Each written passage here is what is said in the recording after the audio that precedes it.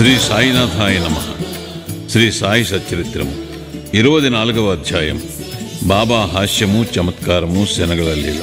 హేమాడ్ పంతు, సుధామ, అన్నా చెంచనీకర్, మావశీబాయి అనుభవములు. ఈ అధ్యాయములో కాని వచ్చే అధ్యాయములలో కాని ఫలానిది చెప్పుదమనుట ఒక విధముగా అహంకారమే. మన సద్గురుని పాదములకు అహంకారమును సమర్పించిన గాని మన ప్రయత్నమందు జయమును పొందము. మనం అహంకార రహితులమైనచో మన జయము నిశ్చయము. సాయిబాబాను పూజించుటచే ఇహపర సౌఖ్యములు రెంటినీ పొందవచ్చును. మన మూల ప్రకృతి యందు పాతుకుని శాంతి సౌఖ్యములను పొందెదము. కాబట్టి ఎవరైతే తమ క్షేమమును కోరెదరో వారు గౌరవాదరములతో సాయిబాబా లీలలను వినవలను, మననము చేయవలను. దీనిని నెరవేర్చినచో వారు సులభముగా జీవిత పరమావధిని పొందెదరు, తుదకు మోక్షానందమును పొందెదరు. సాధారణముగా అందరూ హాస్యము, చమత్కార భాషణమన్నా ఇష్టపడెదరు, కాని తాము హాస్యాస్పదులగుటకు ఇష్టపడరు. కాని బాబా చమత్కార మార్గము వేరు. అది అభినయముతో కూడినప్పుడు చాలా సంతోషదాయకముగా, నీతిదాయకముగా ఉండేది. కావున ప్రజలు తాము వెక్కిరింతపాలైనప్పటికీ అంతగా బాధపడేవారు కారు. హేమాడ్ పంతు తన విషయమునే ఈ క్రింది తెలుపుచున్నారు. శనగల కథ. షిరిడీలో ఆదివారం నాడు సంత జరిగేది. చుట్టుపక్కల పల్లెల నుండి ప్రజలు వచ్చి వీధులలో దుకాణములు వేసుకుని వారి సరుకులు అమ్ముచుండెడివారు. ప్రతిరోజు మధ్యాహ్నము 12 గంటలకు మసీదు నిండుచుండెను. ముఖ్యముగా ఆదివారము నాడు క్రిక్కిరిసిపోవుచుండెను. ఒక ఆదివారము నాడు హేమాడ్ పంతు సాయిబాబా ముందు కూర్చుని బాబా పాదములు ఒత్తుచు మనస్సునందు జపము చేయుచుండెను. బాబా ఎడమవైపు శ్యామ, కుడివైపు వామన్రావు ఉండిరి. శ్రీమాన్ బూటి, కాకాసాహెబ్ దీక్షితు మొదలగువారు కూడా ఉండిరి. శ్యామ నవ్వుచూ అన్నాసాహెబ్తో, నీ కోటుకు శనగగింజలంటినట్టున్నవి చూడుము అనెను. అట్లనుచు హేమాడ్ పంతు చొక్కా చేతులను తట్టగా శనగగింజలు నేల రాలెను. హేమాడ్ పంతు తన చొక్కా ఎడమచేతి ముందు భాగమును చాచెను. అందరికీ ఆశ్చర్యము కలుగునట్లు కొన్ని శనగగింజలు క్రిందకి దొర్లుట ప్రారంభించాను. అక్కడున్నవారు వానిని ఏరుకొనిరి. ఈ సంఘటన హాస్యమునకు తావిచ్చాను. అక్కడున్నవారందరూ ఆశ్చర్యపడిరి. ఎవరికి తోచినట్లు వారు శనగలు చొక్కా చేతిలో నెట్లు ప్రవేశించిండునో ఊహింపనారంభించిరి. శనగలు చొక్కాలో ఎట్లు దూరి అచట నిలువగలిగినవో హేమాడ్ పంతు కూడా గ్రహించలేకుండెను. ఎవరికీ సరైన సమాధానము తోచక జవాబునివ్వనప్పుడు అందరూ ఈ అద్భుతమునకు ఆశ్చర్యపడుచుండగా బాబా, వీనికి తానొక్కడే తిను దుర్గుణమొకటి కలదు. ఈనాడు సంతరోజు శనగలు తినుచు ఇక్కడకు వచ్చినాడు. వాని నైజము నాకు తెలియను. ఈ శనగలే దానికి నిదర్శనము. ఈ విషయములో ఏమి ఆశ్చర్యమున్నది అనేది. అందుకు హేమాడ్ పంత్, బాబా, నేనెప్పుడూ ఒంటరిగా తిని ఎరుగను. అయితే ఈ దుర్గుణమును నాపై ఏలమోపెదవు. ఈనాటికి ఎన్నడూ షిరిడీలోని సంతను నేను చూచియుండలేదు. ఈ దినము కూడా నేను సంతకు పోలేదు. అట్లయినచో నేను శనగల నెట్లు కొనియుంటిని. నేను కొననప్పుడు నేనెట్లు తినియుందును? నా దగ్గర ఉన్నవారికి పెట్టకుండా నేను ఎప్పుడూ ఏమీయూ తిని ఎరుగను. అందుకు బాబా, అవును, అది నిజమే. దగ్గరున్న వారికి ఇచ్చేదవు. ఎవరునూ దగ్గర లేనప్పుడు నీవు గాని నేను గాని ఏమి చేయగలము? కాని నీవు తినుటకు ముందు నన్ను స్మరింతువా? నేనెల్లప్పుడూ నీ చెంతలేనా? నీవేదైనా తినుటకు ముందు నాకర్పించుచున్నావా అని అనెను. నీతి. ఈ సంఘటనమున బాబా ఏమి చెప్పిరో జాగ్రత్తగా గమనించెదము. పంచేంద్రియముల కంటే ముందే మనస్సు, బుద్ధి విషయానందం అనుభవించును. కనుక మొదటే భగవంతుని స్మరించవలను. ఇట్లు చేసినచో ఇది కూడా ఒక విధముగా భగవంతుని కర్పితమగును. విషయములను విడిచి పంచేంద్రియములుండలేవు. కనుక ఆ విషయములను మొదట గురుని కర్పించినచో వాని యందు అభిమానము సహజముగా అదృశ్యమైపోవును. ఈ విధముగా కామము, క్రోధము, లోభము మొదలగు వాని గూర్చిన వృత్తులన్నిటినీ మొట్టమొదట గురుని కర్పించవలను. ఈ అభ్యాసము నాచరించినచో దేవుడు వృత్తులన్నీ నిర్మూలనమగుటకు సహాయపడును. విషయములను అనుభవించు ముందు బాబా మనచంతనే ఉన్నట్లు భావించినచో ఆ వస్తువును అనుభవించవచ్చునా లేదా అను ప్రశ్న ఏర్పడును. ఏది అనుభవించుటకు తగదో దానిని విడిచిపెట్టెదము. ఈ విధముగా మన దుర్గుణములన్నీ నిష్క్రమించును. మన శీలము చక్కబడును. గురువునందు ప్రేమ వృద్ధి పొందును, శుద్ధ జ్ఞానము మొలకెత్తును. ఈ జ్ఞానము వృద్ధి పొందినప్పుడు దేహబుద్ధి నశించి బుద్ధి చైతన్య ఘనమున లీనమగును. అప్పుడే మనకు ఆనందము, సంతృప్తి కలుగును. గురువునకు దేవునకు ఎవరు భేదమునంచెదరో వారు దైవమును ఎచ్చటనూ చూడలేరు. భేదములన్నిటినీ ప్రక్కకు త్రోసి గురువును దేవుని ఒకటిగా భావించవలను. ఈ ప్రకారము గురువుని సేవించినచో భగవంతుడు నిశ్చయముగా ప్రీతి చెందును. మన మనస్సులను స్వచ్ఛము చేసి ఆత్మసాక్షాత్కారము ప్రసాదించను. క్లుప్తముగా చెప్పునదేమన, మనము గురుని స్మరించనదే ఏ వస్తువును పంచేంద్రియములతో అనుభవించరాదు. మనస్సును ఈ విధముగా శిక్షించినచో మనమెల్లప్పుడూ బాబాను జ్ఞప్తియందుంచుకునేదము. మనకు బాబా ధ్యానము ఎన్నో రెట్లు వృద్ధి పొందును. బాబా సగుణ స్వరూపము మన కండ్ల ఎదుట నిలుచును. అప్పుడు భక్తి, వైరాగ్యము, మోక్షము మన వశమగును.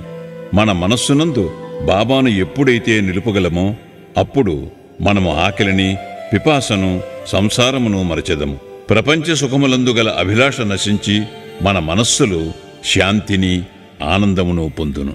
సుధాముని కథ పై కథ చెప్పుచున్నప్పుడే హేమాడ్ పంతుకు సుధాముని కథ జ్ఞప్తికి వచ్చాను.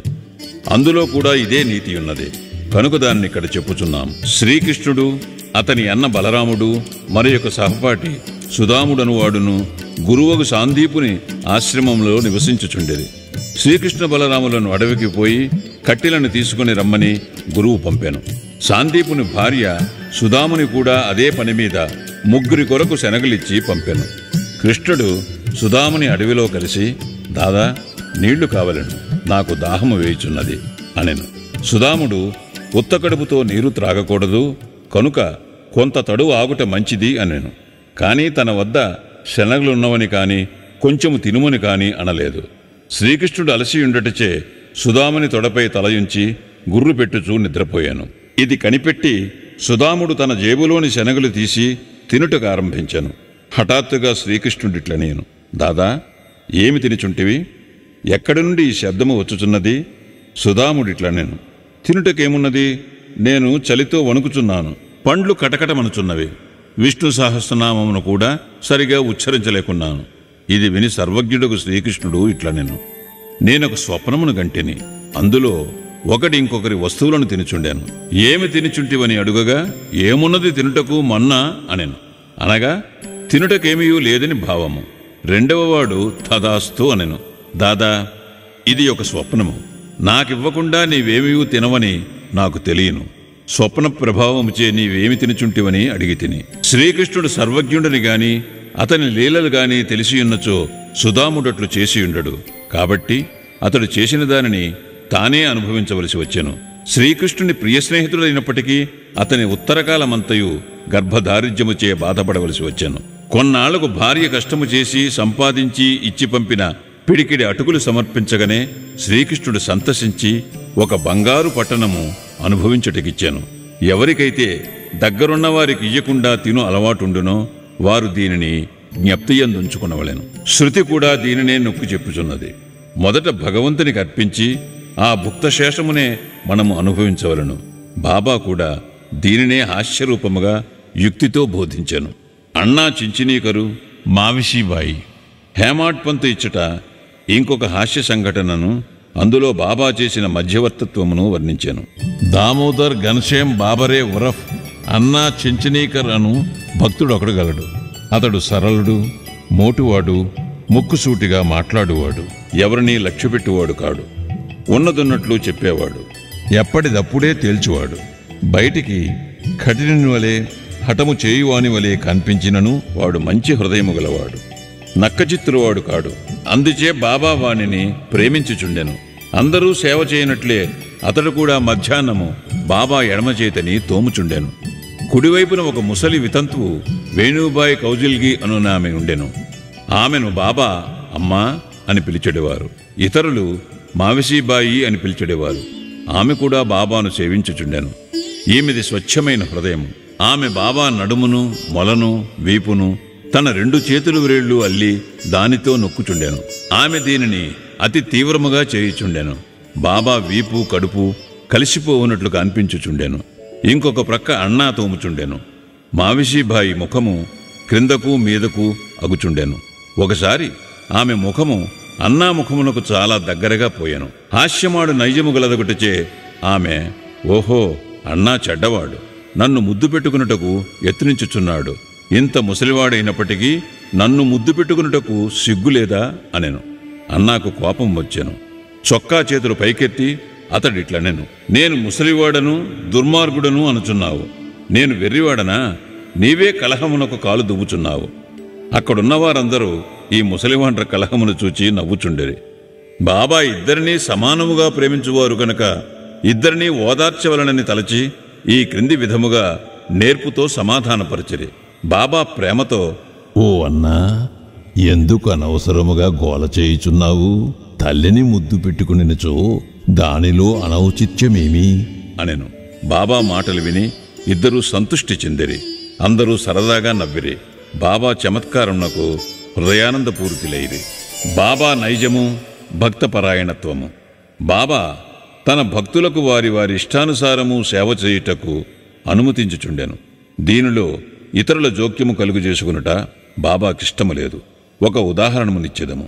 ఈ మావిషీబాయియే ఇంకొకప్పుడు బాబా పొత్తి కడుపును తోముచుండెను.